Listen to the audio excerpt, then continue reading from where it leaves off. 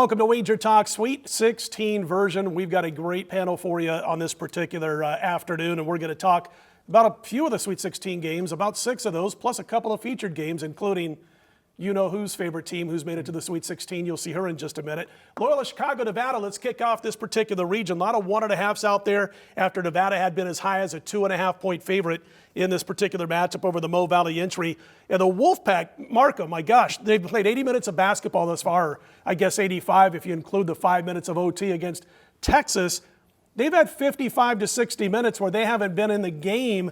I was talking to Chuck Esposito on Monday afternoon, and I said, Chuck, I think I'm going to wait till they're down 16, 18 points and then jump on that money line in game. And it's been that kind of a situation. I had Cincy, which bummed me out, obviously, up 22 with 10, 11 minutes to go. And then Nevada speeds it up a little bit. Cincy couldn't handle it.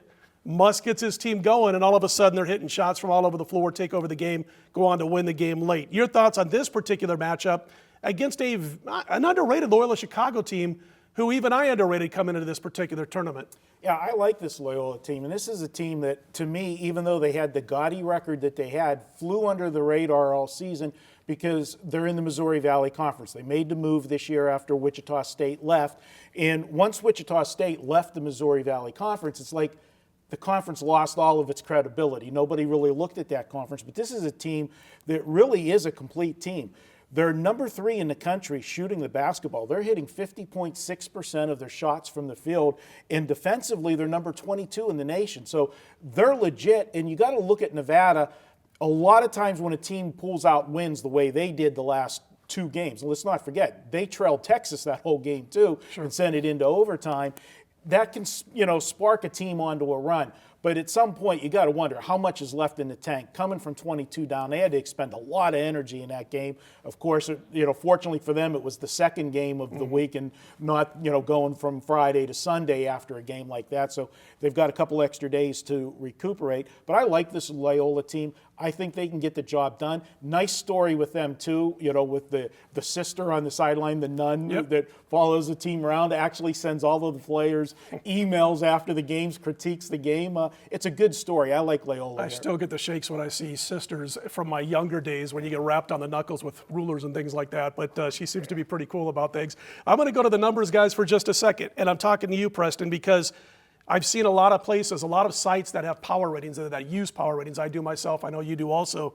But we've seen as much as a 4-point adjustment on Loyola Chicago, a 2-point adjustment on Nevada, just since last Monday or Tuesday before the dance began. How far have you taken an adjustment? I don't adjust that much in 1 week of basketball and 2 games of basketball. Just wonder where you're at with these games. Yeah, I'm with you there. I don't think you can really overreact to 2 games.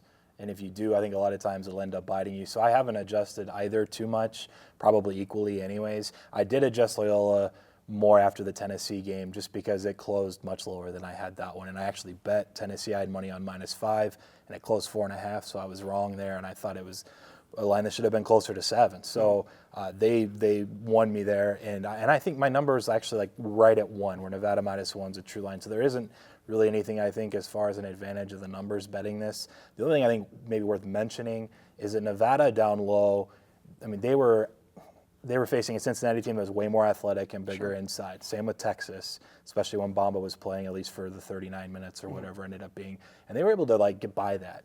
Loyola doesn't have that athleticism inside. Nevada actually should be able to take advantage even more so, whether it's getting to the rim or just defensively not giving as much up at the rim, because they're only playing 6 and they're trying not to foul. And it's this kind of crazy back and forth with how do you play the game. And they were brilliant kind of doing this bait press in the second half, forced Cincy to take early shots. And it was great. But I actually think the matchup with Loyola is favorable to Nevada. And so if I was to take a side, which I haven't done yet because I think the number's about right, I think Nevada does actually get it done. So I'm going to headbutt with Marco on this game. Kelly in Vegas, I mean, you look at Loyola, they got 5 players who score between 10 and 13 points a game. I have always liked when you get to this point of the tournament, a team's got to be well-balanced, but I want a guy who can take over. Nevada kind of has that. You've got Caleb Martin. You've got a couple of players for Nevada who can, if needed, take over. And I'm not so sure that Loyola Chicago has that one player who can get you 20 when you absolutely need to. Your thoughts on this game? You know, this is a game where I'm going to piggyback on Marco. I do love Sister Jean. Every time she's on TV, it melts my heart because I didn't get beat up by nuns when I was a child. But I really like this squad, especially from a betting perspective. 23-10 against the number this year, 5-2 as a dog. Obviously, they've been just the new Cinderella since K-State beat UMBC here. So I liked what they did against Miami. I liked what they did against Tennessee. I do think that Nevada I have a bias against them after what we saw in both second halves against Texas and Cincinnati, and I do think this methodical pace of play that the Ramblers play is going to slow down the Wolfpack. So I'm leaning towards Loyola Chicago. I have not pulled the trigger yet, but if I have a gun to my head, I got to take the Ramblers. What comes off for Muss if he wins this one? My gosh, running around with his shirt off in his last game. He's an odd dude, but he's a great coach. Obviously, it comes from great coaching pedigree. Do you give him an advantage at all in this game, Ralph? And what are your thoughts on this contest? You know what? I don't. Like Kelly said, the Ramblers are number 319 as far as tempo go or pace of play out of the 351 teams. And we saw Nevada really play best when they were up tempo and from behind. So it'll be interesting to see what happens in the first half, who controls the pace. And the pace will really, I had Nevada down a few points because of the loss of their point guard, about 7 games left in the regular season. Now they've handled that well without him. Clayton Cluster, I think, was an Iowa State player who then ended up at Loyola. So he has potential. He's that kind of player as the point guard for the Ramblers. I think that this is a situation where press teams don't like to press. Cincinnati got caught in that last game. They made their threes. They had the Twin Towers, the NC State transfers that made threes. So they're such a unique team with a bunch of people being 6'7", 6'8", that shoot the threes and don't really worry about rebounding. That helps Loyola because, as you said, they're not athletic. They normally do get out-rebounded. In this case, I like the team that can control the tempo, who has their starting point guard, and I like the Ramblers. Next game, we're going to talk about Texas A&M and Michigan. I'm going to stay with you, Ralph. Michigan opened a 3.5-point favorite over the Aggies, number down to 2.5. Houston misses those 2 late free throws, opens the door. Jordan Poole makes the late buzzer-beating shot. A&M crushes North Carolina. I mean, they killed them on the glass. They won by 21 despite being -8 in the turnover category. Well, yeah, they had 2-1 rebounds over North Carolina. I think they had 21-7 as far as free throws go, and they just dominated them. The thing about Michigan is Michigan's a team that gets out-rebounded often. They were out-rebounded 5 of their last 10 games. They're another team that spreads the court, doesn't crash those boards, but offensively they have enough guys that can score. I'm a Big Ten fan in this situation. Obviously they only got the 4 teams in, but Michigan did the same thing they did in the past. They're on that stretch where they've won 10 or 11 straight games. They're playing solid defense. They have multiple scores. My concern is if it's a close game, you have a Michigan team with a point guard who can't make free throws. I think he's shooting under 60%. That's always a concern late in the game for me when your ball handler can struggle at the free throw line. I'll throw this out there, Kelly, and then you guys can toss this around a little bit and fill in the gaps where you see fit between these two teams. But I keep looking at that A&M work on the boards. My gosh, 87 rebounds to 57 in their 2 games against the Tar Heels and the Providence Friars. And we're talking about teams that work hard. They just outworked them on the glass. I mean, it was fierce. Michigan is dead even in rebounds in the last 5 games, while A&M is +7 for the season, rebound margin per game. This is a tough spot for Michigan if they don't hustle underneath and block out. I agree with you, and this game is a tough game for me because I clearly did not have Texas A&M rated high enough. I had them losing the Providence Friars actually beating UNC, so here's everything a little mixed up for me. I made the game 3. Don't take my advice on this one because I clearly have a really bad read on the Aggies. Okay, well, it went from 3.5 to 2.5. Do you guys, Preston, do you agree with the movement? Did you do anything with this game? Yeah, my number's right at 3-2, so seeing it come down I think is fair. 2.5. If I had to bet, I'd probably take the -2.5 at this point. It's interesting because you mentioned North Carolina getting outworked on the rebounds. Outworked's a really important word because Michigan doesn't come off like a team, they're not coached like a team that's going to get outworked. Right. They might get out-rebounded just because they're not as big and athletic, but they're not going to get outworked. They played too good defensively to actually lose by 20-something to A&M. This game's going to be a lot closer, and I think I actually saw it was Johnny that posted this. 36% shooting for Michigan against Houston, their worst shooting percentage of the entire year. They still won the game, and their lowest amount of points scored was the Montana game, and they scored 50 or whatever, and they still won that game. So if they can just find any sort of offensive rhythm, then they're, I think, a legitimate contender. We saw it happen in the Big Ten tournament. Sure. So I like Michigan a little bit. If I had to lay it at 2.5, if it got to 2, I'd actually probably consider betting Michigan. That's kind of my buy point. Wrap this one up for us, Marco. Well, looking at the North Carolina game with Texas A&M, they played so well, Texas A&M, their best game of the season. We have a term in horse racing when a horse just has a game, like, a race out of the ordinary and goes so hard, does he bounce in the next game? And I got to say, I'm worried about Texas A&M bouncing in this one, that it was such an easy win for them. The fact that Michigan had to work for that game. And yes, they got the lucky shot at the end to pull it out. But again, we've talked about it so many times with teams on their quest to the Final Four. Somewhere along the line, they have one of those games where they really maybe shouldn't have won, but they found a way to win it. And that was clearly Michigan's last game, only shooting 35.6% in that game. Their defense has played super the last 5 games. They've held 4 of their 5 opponents to 39% or less from the field. I think Michigan gets it done here. You're looking at a small number where I respect what Ralph says about the free throws. You always worry about that laying a number with Michigan. But since we're looking at a number of 2.5, we just got to win the game. I'm going to go ahead and take Michigan here. I think they find a way to win this one. Joe, final thought, Ralph? Yeah, just, to our viewers, remember, though, A&M was a top 10 team when the season started. Yep. They were without their best player. They got and they went to Germany. And they ran out against West Virginia. So remember, talent-wise, this was a top 10 team to start the year. Florida State Gonzaga, guys. Gonzaga lay at about 5.5. Interesting thing about this, it opened 7-ish offshore and a couple of joints. All of a sudden, it's down to. I remember watching it go from 7 to 6.5 in like a cup of coffee, and then 6.5 to 6. Now down to 5.5, just about everywhere. I'm watching this game the other day, and I'm thinking, I've ripped Leonard Hamilton plenty of times over the last 12 months. I'm not a big Leonard Hamilton fan. I thought last year's team, Preston, was a situation where he had arguably his best and most talented team at Florida State, and they come into the tournament and just completely fall flat on their face. Not so much in this one. What are your thoughts? Has this number dropped too low, or do you agree with where it is, or should it even go lower? It's probably dependent on in what we saw in the Xavier game as Terrence Mann ended up playing. And then another guy questionable, starts with an O, a big guy, who also played, but Mann was actually doubtful, and that's why the number was 5.5, 6, when I think it should have been more like 2. And so they ended up playing. They both, I think, came off the bench, and they make the late run down 11 with like 5 minutes and get the win. It's kind of similar to Nevada, not obviously as crazy. So for me, they have a little bit of that going where there's too many variables to make a confident bet. I think it's too low, especially if Mann's a little banged up and Ogibau or whatever his name is. So if they're both, playing injured and Gonzaga can keep doing what they're doing, I do like the Zags. It is a little short.